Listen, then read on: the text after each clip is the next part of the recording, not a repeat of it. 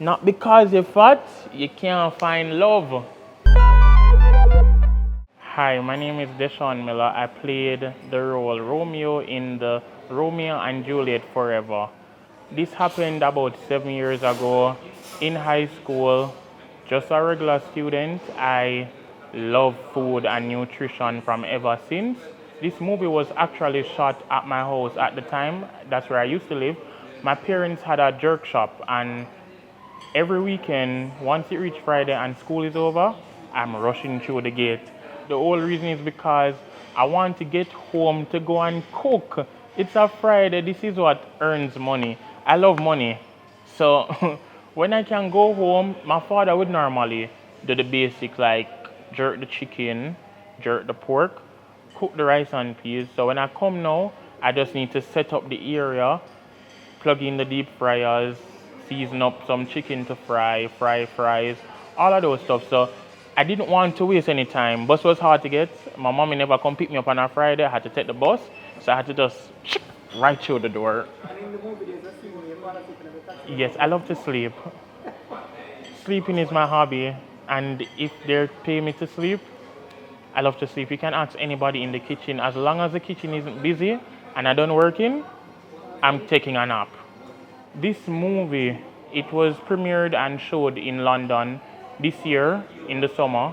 And guess what? It's coming to Jamaica this November. Red carpet, everything.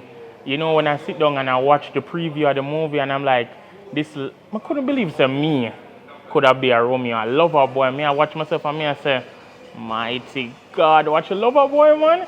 But yes, guys, you should come out, watch this movie. You know, I started out in high school studying food and nutrition, and then I went to the Heart Trust NTA, big up Heart every time.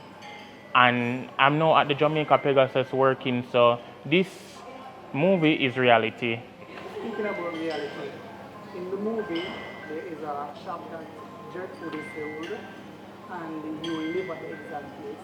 That means you've experienced something that Romeo experienced in the movie. Yes, so so that part of the movie actually was built based off me, because you know when I was doing the rehearsals for the competition, I couldn't stay out on a Friday, and I wasn't available on a Saturday either because my parents had a jerk shop, so I needed to be there because food is my passion.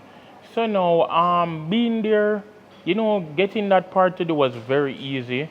Roasting a breadfruit and roasting two yam was very easy to do. I'm like, I had some parts where I was nervous because, you know, it's the first time in front of a camera, but being around the stove is nothing new. It took 7 years for the movie to become a reality.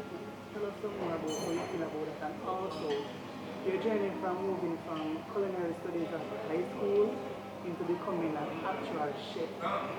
So at the time, when I was doing the movie, I think it would have been released maybe a year or two.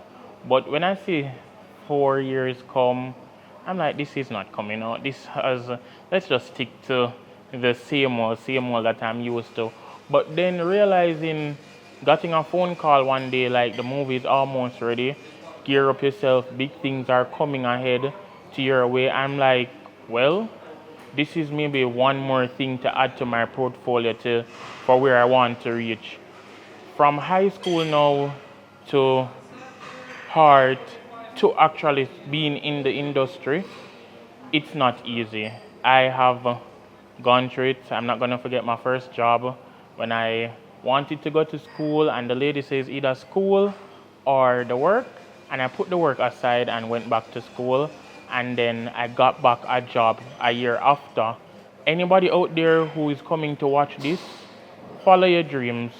If your dream is to become a chef, there is nothing that can stop you. I do the two of them at the same time. I'll be an acting chef. I'll cook and act at the same time because food is an everyday thing. People love food. I love to watch. When I cook something, I love to see when people have a smile. It brings a smile on them face when you bring a well-cooked steak, or even just for example, a plate of wings. Once the wings are presented properly, people will go, wow. Some simple stuff that we make here at the Pegasus, or even when our chef, Mark Cole, will come and say, we need to prepare something for a VIP. and just turning, for example, a bread into maybe something fancy.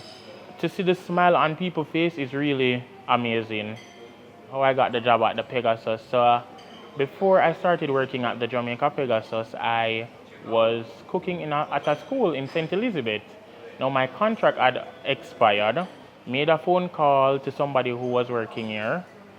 They said that the position is not available at the time. So I reapplied again. When I reapplied, I got a phone call the Wednesday, came to do my interview, passed the interview, told that I should come back and work on Monday. When I came, it was there and I got a kitchen name. You know, it's now in the Gleaner. It's all over in the Gleaner. Big Pop. Everybody knows Chef Big Pop. So that's how I got the job. Where you got the name Big Pop? My supervisor, Mr. Michael Thomas, you know, I come with a pop. You know, I was cooking for the staff canteen and I come to work early on time. I ensure that my food is well presented. And that's how I got the name Big Pop. So nobody addressed me anymore as Mr. Miller or Deshawn. Everybody calls me Big Pop. Where do you see yourself 5 years from now? Well, 5 years from now, if it's God willing, I want to become an international chef. I want to have 2 restaurants, one in Jamaica and one in the US. What would I name my restaurant? I want it to be a fusion kitchen, and I think my middle name is very different and it brings taste. So maybe I'll name it Raphael's Fusion. When you were told that you were being asked to play, well, the cast in the movie, what was your reaction? My reaction, to be honest, I'm saying I never watched a Romeo and he was fat, so I don't think I fit the part. I told my teacher, Mr. Michael Forrest, to wipe off him glasses because a lot of people out there line up. The girls have a lot of people out there that they want to play the part, and I don't think I fit in that category. And he said, take that out of your brain because you're gonna play the part. And I studied day in, day out until I got everything right. Not because you're fat, you can't find love.